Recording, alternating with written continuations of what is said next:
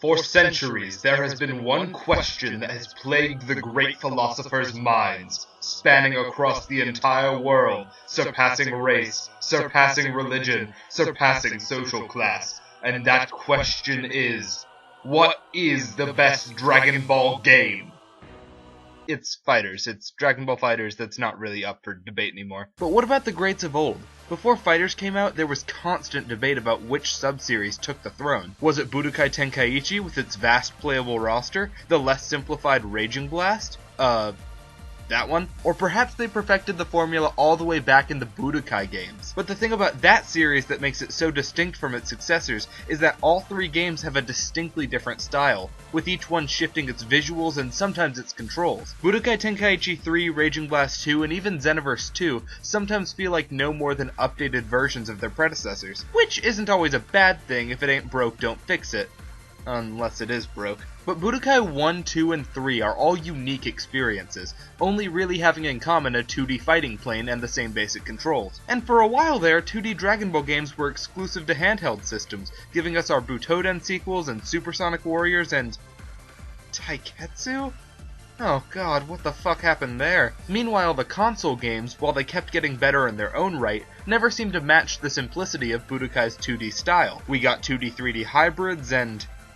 that, but it took until January of 2018 to really get back to the series' roots. That being said, FighterZ is a very different 2D fighting game than the Budokai series, being much closer to a competitive fighter like Tekken or Street Fighter, which is a big first for the Dragon Ball series, as there's never really been a game with a major competitive scene until now. But does that alone make FighterZ the definitive best Dragon Ball game? Or does it take more? Well, to answer that, let's take a look back at Budokai 1, 2, and 3 to see if FighterZ really meets up to those original standards and goes even further beyond, or if it's too isolated from the rest of the series for its own good. Okay, this is the boring part of the video, so if you already understand the basic differences in how the games control, skip to here. The core of any fighting game is its controls. Budokai is the kind of game with simple repetitive button presses, mixing regular punches with heavy attacks, or kicks. There's a key blast button, a guard button, and the other techniques are easy to grasp. Meanwhile, FighterZ aims to please both the casual and competitive crowds by having complicated combos you can learn to do more damage faster, and what is referred to as auto combos, where you can repeatedly tap the light, medium, or heavy attack buttons to do one of 3 shorter combos that are unique for every character. This allows for a more repetitive playstyle for those new to competitive fighting games, who may only be playing for the story mode and offline battles. And even then, while a skilled player could normally easily defeat someone who doesn't know any longer combos, the auto combo system at least gives them more of a fighting chance than they'd have in most games, where knowing combos is the only way to play. This is what makes FighterZ, in my opinion, one of the most accessible competitive as well as Dragon Ball games. There's a key blast button here as well, but guarding is relegated to holding back on the control stick, away from your opponent, so you can focus on counters rather than waiting for your opponent to stop attacking. Both games allow for quicker movement towards or away from your opponent by dashing, done by double tapping the stick in either horizontal direction. But what makes FighterZ movement so much more fluid is the addition of jumping. In 3D Dragon Ball games, you can usually control how much you ascend or descend through flight, but neither Budokai nor FighterZ allows you to fly freely, and as a result, the Budokai games can feel a little clunky. It's much less of a problem in Budokai 3, but FighterZ completely negates this issue by giving you the ability to jump and air dash. And then there's charging ki. In Budokai, you do this by tapping back on the control stick twice while guarding. It's quick, it gets the job done, but it's something you've got to remember, and it changes depending on your location in relation to your opponent. In FighterZ, you simply hold down light attack and special, which is the key blast button. It's simple, it's easy to remember, and it doesn't change. Which brings me to super attacks. FighterZ makes you do what's called a quarter circle, where you have to quickly slide your control stick from down to the direction of your opponent, which was a foreign concept to me before playing it, followed by R or ZR. In this case, your position in relation to your opponent does matter, as a quarter circle back will perform a level 3 super instead of a level 1, which is the equivalent of an ultimate. Quarter circles take some getting used to if you're unfamiliar with them, but Budokai really overcomplicates its supers. Say you want to do a simple Kamehameha as Goku. In Budokai 1, you have to do 4 consecutive punches followed by the energy/key blast button, shown in menus as PPPPE. Alternatively, you can do P right PPE or right K PPPE. But if your kid Gohan, for instance, a Kamehameha is PPPPE or PP back PPE. Different characters have different super inputs. Most of them have some kind of PPPPE move, but some will have a KK right KKE, a right PP KKE, a right K PP back PE, or even a goddamn right P P right PE. You know what these are called in fighters? Combos! What a concept! You have no idea what inputs to do for your character without checking the skill list on the pause menu at the start of each battle. It's tedious! Budokai 3 is a bit better about this, because while it still offers the longer combos for those who are used to them,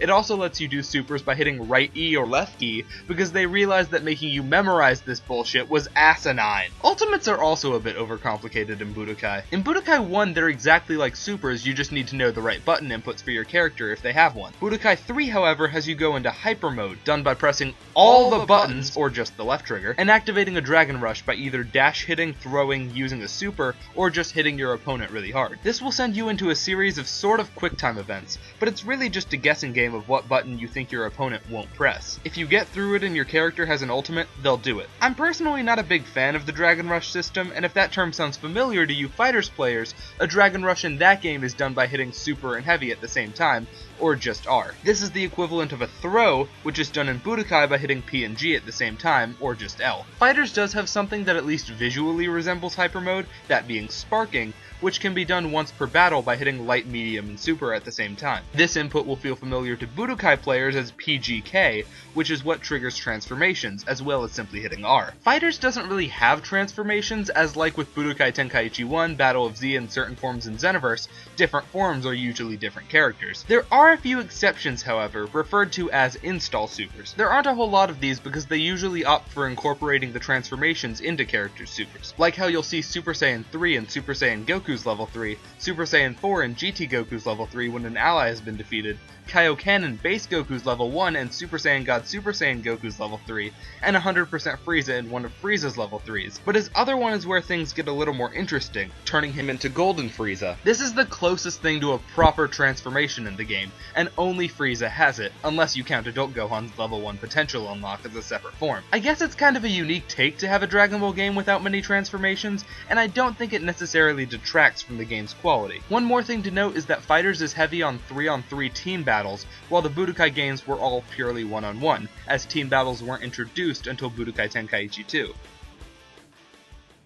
So most of what I've mentioned thus far about the Budokai games has been in reference to 1 and 3, as those are the ones I have the most experience with, and the most easily accessible ones because of the HD collection. But Budokai 2 is a thing, and while its gameplay isn't vastly different, its main point of interest is its story mode. Most Dragon Ball games follow the story of Z. Budokai 1 goes from battle to battle in an episodic nature from Goku vs Raditz to Gohan vs Cell. Budokai 3 takes a different approach with its Dragon Universe mode, where you pick a character and follow the story from their perspective, only playing as them the whole time. Budokai 2, however, took some liberties with how it presented its narrative. For starters, it follows Goku the whole time, so it skips over all of his recoveries, deaths, and when he was lost in space post-Namek. But you're not necessarily limited to playing as just him like in 3, as you get the choice at the start of each stage to choose your partner characters. You move your characters along a board game-like map, where they can run into enemies along the way. This is a lot like FighterZ story mode, even to the point where fighting certain characters as certain characters will trigger special dialogue or cutscenes. The biggest difference here is that Budokai 2 expects you to do very specific things in order to get the most basic abilities. For example, in order to get Super Saiyan for Goku,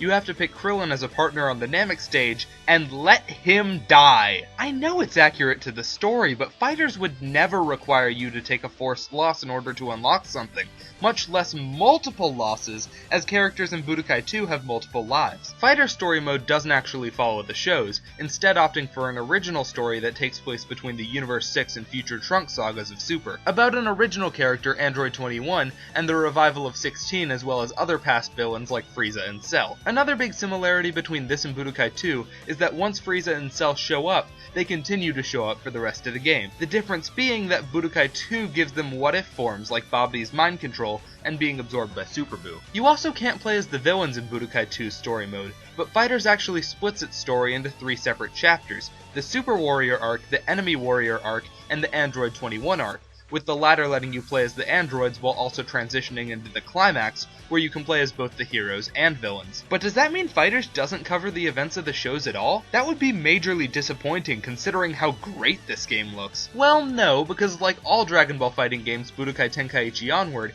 battles outside of story mode can have custom dialogue between characters before or after the fight. And because this game fucking rules, they decided to go even further beyond with the inclusion of dramatic openings and finishes. If you meet specific conditions with the characters you're starting with, ending with, and the stage you're on, you can trigger a whole ass cutscene recreating an event from the series. They did not have to go this hard with these, especially since they did an original story mode, but they absolutely deliver. So many shots and angles in both characters' animations and these cutscenes aim to resemble the manga as closely as possible, which is a very unique take for a Dragon Ball game, but the art style complements it so well. For example, take a look at Goku's face after his dramatic finish against Frieza on Ruin Namek. That look of pity is straight from the manga, and no other game or even the anime has replicated that look so well. Budokai 1, on the other hand, makes its story mode cutscenes look as close to the anime as possible in all of its 6th generation console goodness. For comparison's sake, let's take a look at Goku's first Super Saiyan transformation in both FighterZ and Budokai 1. No! Don't, Frieza! Goku!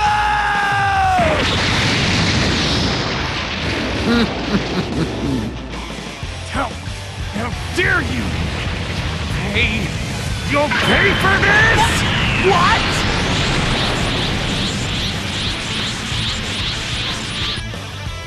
Curse you!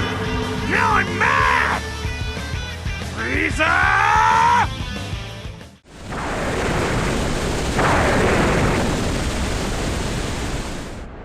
You did it, Dad! That was awesome, Goku!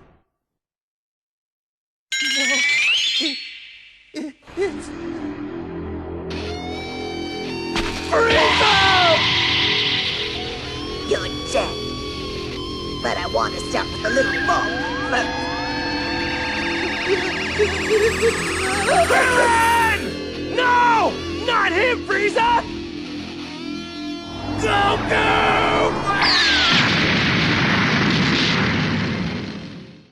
Enough! I can't allow you to do this anymore! And now, Frieza, you are going to pay!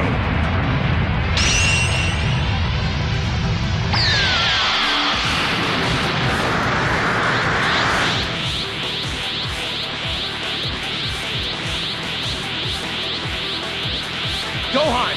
Get Piccolo and take him somewhere safe. Go on, son. I'll take care of this monster once and for all. Now get going! I see now. I understand, Dad. Turn into a Super Saiyan. He's taken innocent lives again and again. My best friend, Krillin. It's over! Frieza! And now for the hell of it, here's Budokai 2.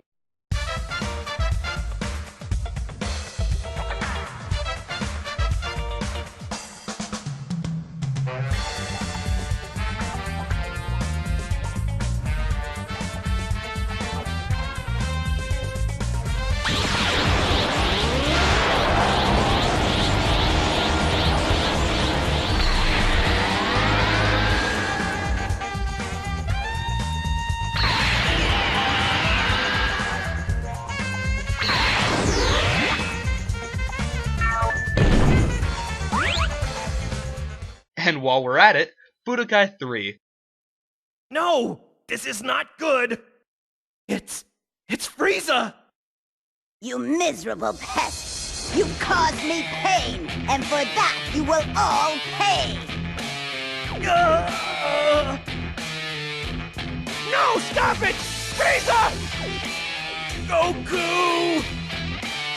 You've destroyed so many innocent lives already, and now Krillin too!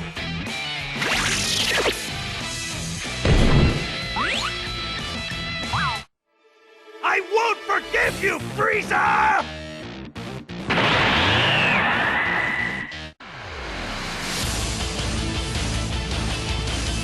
Just what are you? I am the hope of the universe, the voice of all the innocent lives you destroyed! I am Goku, and I am a Super Saiyan!